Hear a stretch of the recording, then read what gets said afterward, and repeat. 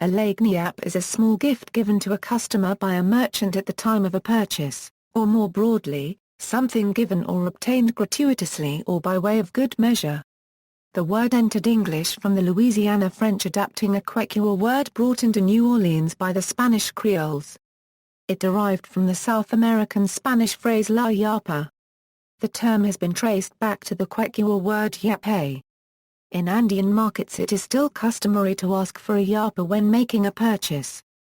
The seller usually responds by throwing in a little extra. Although this is an old custom, it is still widely practiced today in Louisiana. Street vendors, especially vegetable vendors, are expected to throw in a few green chillies or a small bunch of cilantro with a purchase. The word is chiefly used in the Gulf Coast of the United States, but the concept is practiced in many places, such as Southeast Asia, North Africa, rural France, Australia and Holland. History of the American English word. Before the Spanish conquered the Inca Empire, certain Quechua words entered the Spanish language. The Spanish Empire for a time also included Louisiana, so there was a Spanish presence in New Orleans. In his book Creoles of Louisiana, George Washington Cable comments on the effects of the Spanish presence on Louisiana Creole French. The Spanish occupation never became more than a conquest.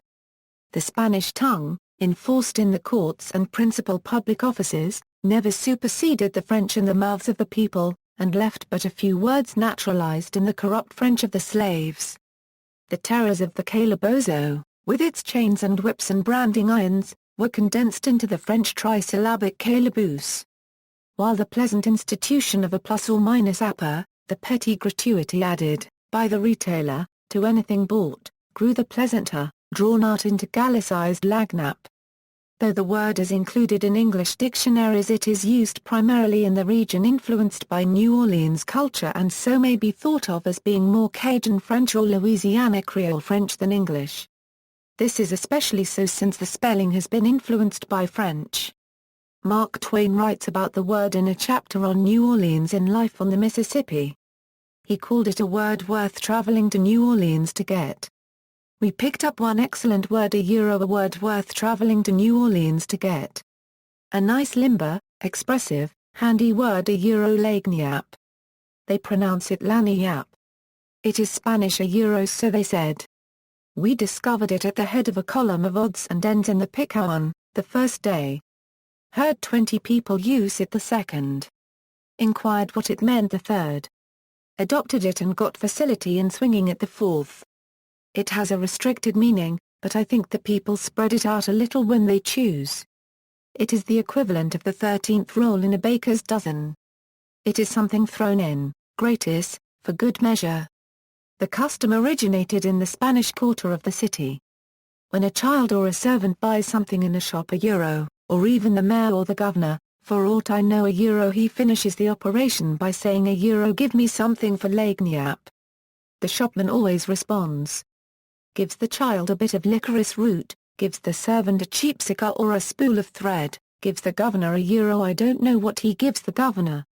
Support, likely. When you are invited to drink, and this does occur now and then in New Orleans, and you say, what, again? No, I've had enough.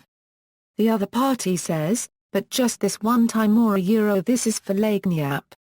When the beau perceives that he is stacking his compliments a trifle too high, and sees by the young lady's countenance that the edifice would have been better with the top compliment left off, he puts his I beg pardon no harm intended, into the briefer form of that's for lagniappe.